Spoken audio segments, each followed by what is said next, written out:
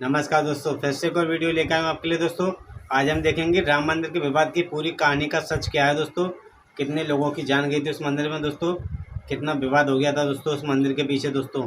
और ये वीडियो हमने RJ रौनक के चैनल से नाम लिया है दोस्तों। और ये वीडियो का ओरिजिनल लिंक वीडियो डिस्क्रिप्शन में दे दूँगा, वीडियो को जरूर चेकआउट कर लें दोस्तों। तो चलिए वीडियो को स्टार्ट करते हैं।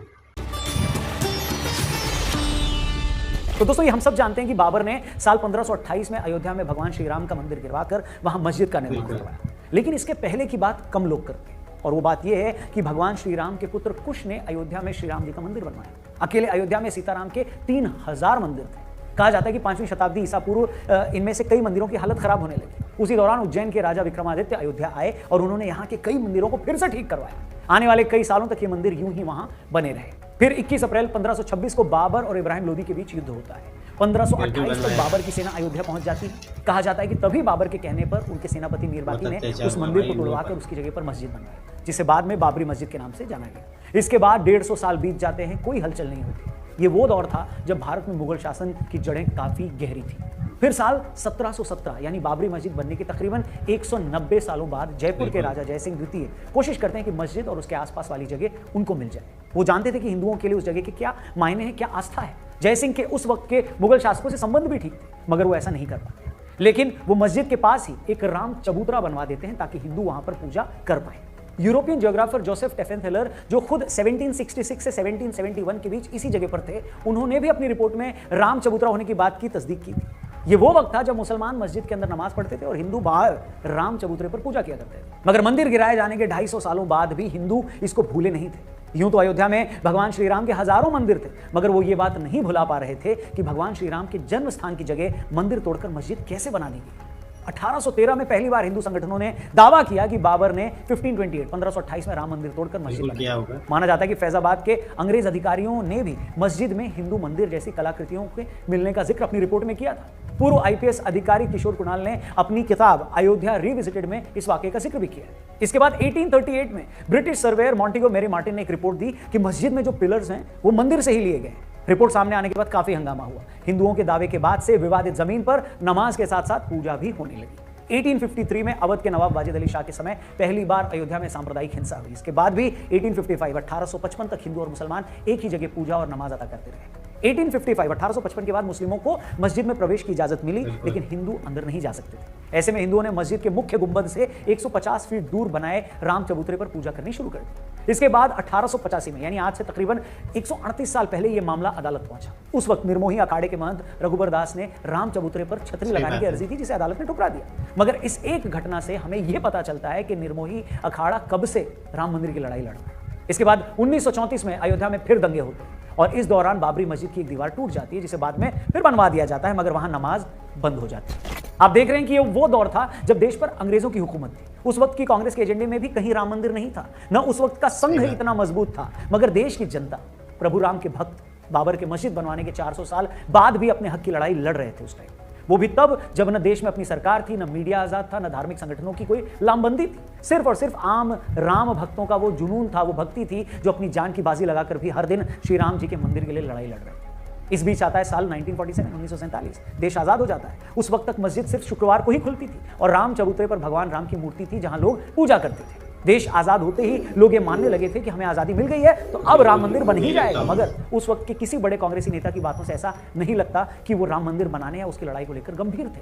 उल्टे 1949 में कुछ ऐसा हुआ जिसने बहुत सारे लोगों को हैरान कर दिया। 23 दिसंबर 1949 की सुबह विवादित ढांचे के अंदर से घंटियों की आवाज आने लगती है। पता लगता है कि वहां श्री राम जी की पूजा हो रही है। हिंदू पक्ष दावा करता है कि बीते रात अचानक मंदिर में प्रभु राम की मूर्ति प्रकट हो गई। मुस्लिम पक्ष कहता है कि मूर्ति को रात के अंधेरे में जबरन रखा। घटना की जानकारी मिलने के बाद दोनों पक्ष के लोग भारी तादाद में वहां जुटने लगते हैं। मामला इतना बढ़ जाता है कि बात उस वक्त के प्रधानमंत्री जवाहरलाल नेहरू के पास चली जाती है। वो डिस्ट्रिक्ट मजिस्ट्रेट के नायर को आदेश देते हैं कि मूर्ति को वहां से हटाकर पहले जैसी स्थिति बहाल की जाए, जिस पर के नायर हाथ खड़े कर देते हैं। उनका कहना था कि यहाँ इतनी भीड़ है कि अगर मूर्ति हटाई गई तो स्थिति बेकाबू हो जाएगी। वैसे भी एक बार वहां मूर्ति रख दी गई है तो कोई पुजारी मूर्ति को हटाने के लिए तैयार नहीं होगा। कहते हैं उसके बाद 27 दिसंबर को के नायर के पास दूसरी चिट्ठी आती है और उनसे फिर से वैसा ही करने के लिए कहा जाता है, जिसके जवाब में के नायर इस्तीफा दे देते हैं। मगर अपने इस्तीफे के साथ ही वो सरकार को यह सलाह देते हैं कि मूर्ति को हटाने के बजाय वहां जालीनुमा गेट लगा दिया जाए। कहते हैं नेहरू जी को ये बात पसंद आती है और वो ऐसा करने के लिए उन लोगों से कहते हैं और के नायर का इस्तीफा मंजूर नहीं करते। इसके बाद 1950 में हिंदू महासभा के वकील गोपाल विशारद ने फैजाबाद जिला अदालत में अर्जी दाखिल कर रामलला की मूर्ति की पूजा का अधिकार देने की मांग की। इसके बाद अगले 35 सालों तक हिंदू पक्ष और सुन्नी वक्फ बोर्ड अपने अपने तरीके से उस जगह को अपने हवाले करने का दावा अदालत में करते हैं, मगर कुछ होता नहीं। फिर 1980 में बीजेपी के सामने आने के बाद राम मंदिर आंदोलन को लेकर चीजें बदलने लगती हैं। ये वो वक्त था जब संघ, विश्व हिंदू परिषद और बीजेपी सभी अपने अपने तरीके से राम मंदिर आंदोलन को तेज करने में लग जाते हैं। 1984 में दिल्ली के विज्ञान भवन में एक कार्यक्रम करके ये लोग राम मंदिर के लिए सीतामढ़ी से अयोध्या तक रथ यात्रा निकालने का भी कार्यक्रम बनाते हैं, मगर 1984 में इंदिरा गांधी जी की हत्या के बाद ये कार्यक्रम टाल देते हैं। फिर आता है साल 1986, तब कुछ ऐसा होता है जिसके बाद राम मंदिर आंदोलन की पूरी दिशा ही बदल जाती है। आपको याद होगा शाबानो केस में जब सुप्रीम कोर्ट शाबानो के पति को उसे गुजारा भत्ता देने के लिए कहती है तो बहुत सारे मुस्लिम भड़क जाते हैं और उसे अपने मजहब के खिलाफ इस फैसले को मानते हैं। उस वक्त के प्रधानमंत्री राजीव गांधी मुसलमानों को खुश करने के लिए संसद में कानून लाकर सुप्रीम कोर्ट के इस फैसले को पलट देते हैं। राजीव गांधी जी के इस कदम से फिर हिंदू नाराज हो जाता है, वो इसे मुस्लिम तुष्टीकरण मानते हैं। इसके बाद राजीव गांधी जी हिंदुओं को खुश करने के लिए बाबरी मस्जिद का ताला खुलवाकर वहां पूजा अर्चना शुरू करवा दी। अब राजीव सरकार के इस फैसले से मुस्लिम नाराज हो जाते हैं और 6 फरवरी 1986 को मुस्लिम लीडर्स मिलते हैं और बाबरी मस्जिद एक्शन कमेटी बना देते हैं।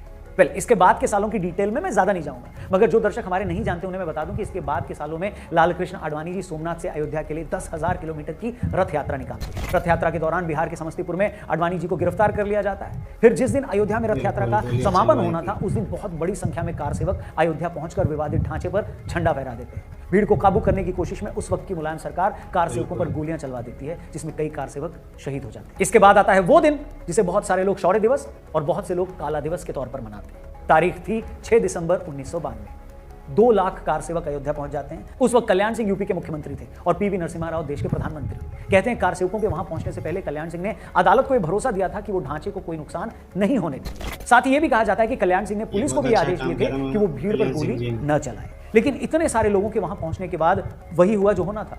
6 दिसंबर 1992 को दोपहर 1:55 पर पहले एक गुंबद गिराया गया, फिर 1.5 घंटे बाद दोपहर 3:30 बजे के करीब दूसरा गुंबद गिराया गया और शाम 5 बजे तक तीनों गुंबद गिरा दिए गए। इस घटना के महज 1.5 घंटे बाद यूपी में राष्ट्रपति शासन लगा दिया। कल्याण सिंह ने अपने पद से इस्तीफा दे दिया। इसके बाद हुए दंगों में तकरीबन 1000 लोगों ने अपनी जानें गंवाई। मुंबई में हुए सांप्रदायिक दंगों में भी 900 लोगों ने अपनी जान गंवाई। इसके 7 साल बाद तक अदालत में इस मामले को लेकर शांति छाई रही, मगर 90 के दशक में बीजेपी के दोबारा केंद्र में आने के बाद तमाम हिंदू संगठन राम मंदिर आंदोलन को लेकर फिर से अति सक्रिय हो गए। पहले देश भर में चल रहे मामलों को एक जगह लाया गया। बाद के सालों में एएसआई को, आर्कियोलॉजिकल सर्वे ऑफ इंडिया को, इस मामले की जांच करने को कहा गया ताकि पता लगाया जा सके कि वहां पहले क्या था। एएसआई ने अपनी रिपोर्ट में यह साफ कह दिया कि जिस जगह विवादित ढांचा था उसके नीचे मिले अवशेषों से यह साबित होता है कि वहां पहले हिंदू मंदिर थे। एएसआई की रिपोर्ट ऐसा पहला साइंटिफिक फैक्ट था जिसके बाद यह सच में साबित हो रहा था कि वहां हिंदू मंदिर ही था। एएसआई की इसी रिपोर्ट को बेस बनाते हुए अदालत ने विवादित जमीन को राम जन्मभूमि ट्रस्ट, निर्मोही अखाड़ा और सुन्नी वक्फ बोर्ड में बराबर बांट दिया, मगर तीनों ही पक्ष अदालत के इस फैसले से सहमत नहीं होते। जिसके बाद 2011 में यह मामला सुप्रीम कोर्ट पहुंचता है, मगर वहां भी 7 सालों तक इसमें कोई सुनवाई नहीं होती। एक मीडिएशन पैनल बनाकर आपसी रजामंदी से मामले का हल निकालने की कोशिश होती है और जब उससे भी कोई फैसला नहीं होता तो सुप्रीम कोर्ट मामले से जुड़े सारे दस्तावेजों का अंग्रेजी में ट्रांसलेशन करने को कहता है। फिर अगस्त 2019 में मामले से जुड़े सभी पक्षों की सुनवाई पूरी हो जाती है और उसी साल 9 नवंबर 2019 में सुप्रीम कोर्ट यह फैसला सुनाती है कि विवादित जमीन राम जन्मभूमि ट्रस्ट को दे दी जाए। फिर उसके बाद 5 फरवरी 2020 ट्रस्ट का गठन होता है और मंदिर निर्माण शुरू होता है। दोस्तों, 1528 में राम मंदिर गिराने के 492 सालों बाद उसी अयोध्या में प्रभु श्री राम की जन्मभूमि पर फिर से उनके मंदिर का निर्माण होने वाला है। मैं जानता हूं ये सारी कहानी बहुत से लोगों के लिए लंबी हो गई होगी, हो सकता है बीच में बहुतों को लगा होगा कि वीडियो बंद कर दें, लेकिन यकीन मानिए दोस्तों, इस वीडियो को बनाने का सिर्फ और सिर्फ एक मकसद था कि हम सभी लोग राम मंदिर के संघर्ष की पूरी कहानी जान पाएं। हम ये जान पाएं कि सच्चाई की लड़ाई में संघर्ष सिर्फ साल 2 साल नहीं या एक आधी पीढ़ी का ही नहीं बल्कि सैकड़ों सालों का होता है। वरना कितने लोगों को पता होगा कि जिन प्रभु राम के मंदिर को लेकर आज हम गदगद हैं, उन्हीं प्रभु श्री राम के मंदिर को लेकर आज से 250 साल पहले राजा जय सिंह भी परेशान थे। जिस राम मंदिर के लिए हम बेचैन हैं, प्रभु श्री राम के उसी मंदिर के लिए आज से 250 साल पहले अयोध्या में हुए दंगों में लोगों ने अपनी जान गंवाई। जिस राम मंदिर के लिए हम इतने उत्सुक हैं, जिसकी कानूनी लड़ाई जीतकर हम इतने गदगद हैं, उसी राम मंदिर के लिए आज से 150 साल पहले 1885 में महंत रघुबर दास ने अदालत में पहली अर्जी लगाई थी। और आज जब प्रभु श्री राम का यह भव्य मंदिर बनकर तैयार है। देखा दोस्तों आप लोगों ने कि राम मंदिर के इस संघर्ष की कितनी बड़ी कहानी है दोस्तों, कितने सालों तक इंतजार किया था दोस्तों हम लोगों ने दोस्तों। तो मिलते हैं अगले वीडियो में, जब तक के लिए नमस्कार दोस्तों।